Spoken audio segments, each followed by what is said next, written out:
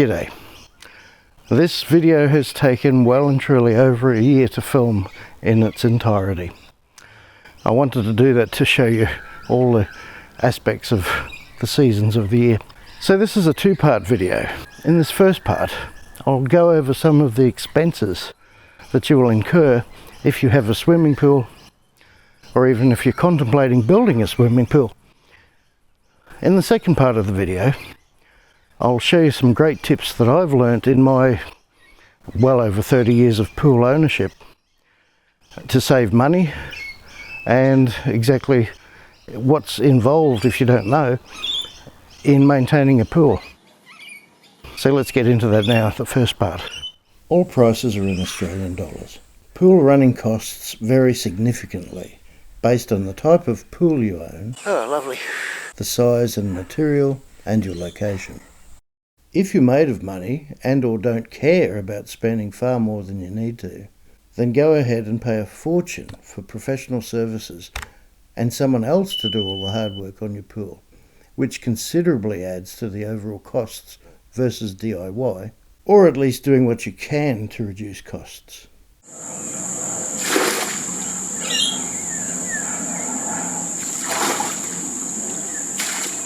However, when you add up everything that's involved to correctly maintain your pool at optimum levels, then in part 2 of this series, I'll show you how to do all of these things yourself and collectively save a fortune, which, let's face it, the cost of daily living is already massively weighing over the heads of many, many people.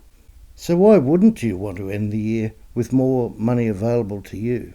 Now, pools can be great, but really, they are, of course, more of a luxury than a necessity. And in all honesty, unless you run a heated pool, which will greatly increase the annual costs, I barely would get a month or two of actual use from the pool. If you have kids or grandkids, then likely it will get more use, but if you live alone or with just a partner, you frankly probably won't use it all that often during the year. Operational costs. Now let's talk about the ongoing operational costs. Maintenance, oh yeah. Chemicals, lots of those needed. Cleaning equipment and regular upkeep are all part of the game. It's not just water and chlorine, folks. Energy costs for pumps, heaters if you have them, saltwater chlorinators versus fresh water can significantly add up too. Saltwater chlorinators are almost the standard for pool chlorination these days. Saltwater chlorinators work by using salt added to the pool. This involves carting heavy bags of salt to your pool and pouring it in. Now, in simple terms, the system has a special part called a generator that contains expensive metal plates. When the pool water passes through this generator and an electric current runs through the plates, it turns the salt in the water into chlorine. This chlorine keeps the pool water clean by getting rid of bacteria and algae. As the chlorine does its job, it eventually turns back into salt and the process starts all over again. This way the system keeps the pool water sanitized without needing to add chlorine separately. Eventually though, the level of salt in the pool will deplete to the point where it requires a fresh batch of salt to keep doing its job. Saltwater chlorinators typically cost from $1,500 to over $2,000, and like everything, have a limited lifespan, as do the plates inside of the chlorinator. Freshwater pools rely instead on manually adding liquid chlorine, or stabilised tablet forms of chlorine, every day or so to the pool to sanitise the water. I'll show you in part 2 how to ascertain the required dose. Typically at the time of recording, the cost for each 10 litre container of chlorine is around $10, depending on where you buy them. It always pays to shop around for every pool-related item, including other chemicals, which sometimes can be found cheaper online except chlorine, like eBay, rather than just swimming pool shops alone. Whichever method your pool uses, it remains an ongoing expense, and the amount of chlorine needed also varies between seasons, with summer especially requiring a higher concentration of chlorine, and at least once a year superchlorinating your pool to help burn out algae to prevent it going green. and a lot more if you've neglected to avoid this problem in the first place. In conjunction with the pool pump, which typically can last somewhere between 10 to 20 years between replacements, which aren't cheap, again around $1,000 or more, depending on the brand and horsepower rating, the pool will also need filtration. Long gone are the days of upright cylindrical filter housings that use diatomaceous earth as the filter medium.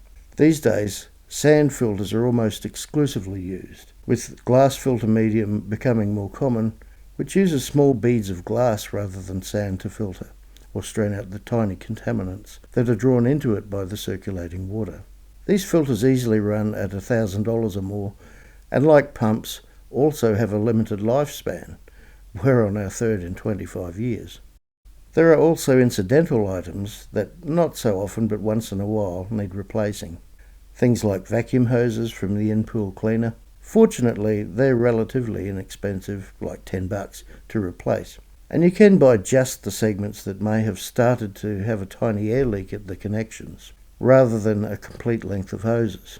You're probably looking at replacing a few of those every few years or so. The actual pool cleaner itself, however, well, those are expensive, ranging from roughly $500 to $1,000 or more if you go really fancy. Now typically you might get 10 years or so out of them, so it's not a frequent necessity to replace. Both the cleaners and the hoses usually fail due to the harsh environment they operate in, such as chlorine and the strong UV light from the sun. Their lifespan can, theoretically at least, be extended by physically removing them from the pool in between use. But very few people, including myself, usually do that. Call it laziness, call it a pain in the ass to keep doing, but it is what it is. For most pools, running the filter from anywhere from 4 hours to 12 hours a day is a good rule of thumb. But there will be occasions where, after adding certain chemicals, they should be run for 24 hours. Ideally, the pump and filter should have a turnover rate of circulating the entire volume of water through the filter at least once every 8 to 12 hours. This continuous water circulation ensures that all the water in the pool has been adequately filtered and treated, and has removed most debris, distributing chemicals evenly and maintaining water clarity. However, in warmer months, or if the pool gets a lot of use, running the filter for longer periods might be necessary to keep the water clean. You'll use a timer to switch the pump on and off, and I can tell you that in general these days, they barely make it a year before they fail, due to being all Chinese junk, no matter what the brand. However, these aren't especially expensive. Repairs and updates. Here we go.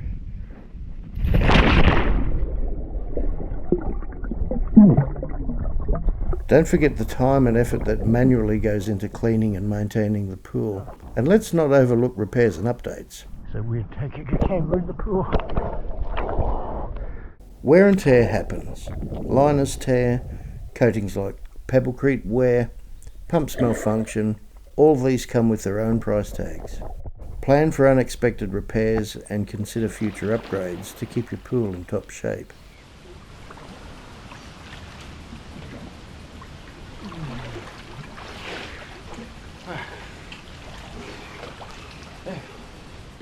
Additional expenses. Beyond the pool itself, there are ancillary costs to consider. Ever-increasing electricity prices and potentially higher water bills should be factored in too, as you will need to regularly top up the pool's water level. Depending on the season and climate, pools can lose up to about half a centimetre or a quarter of an inch of water per day at times, sometimes more due to evaporation, strong winds or even leaks. Occasionally you might get a leak, if the pool's old especially. So you can usually tell if you look around and it hasn't rained for a while, and if your pool's in the grass, you'll see there's an area, in this case, greener than the rest. And as I suspected, there was a broken pipe, or a leaky pipe anyway, which I managed to fix thankfully quite easily. Well, I don't think I've got much chance, but I've sealed up this hole on the other side of the... There we go. Please don't leak. Nothing so far. Be luck if we don't. Well, no sign of leak so far. Well, it seems to be holding. So look, bloody high. Didn't give myself much hope on that. I did not think that I would have a win on that. Excellent.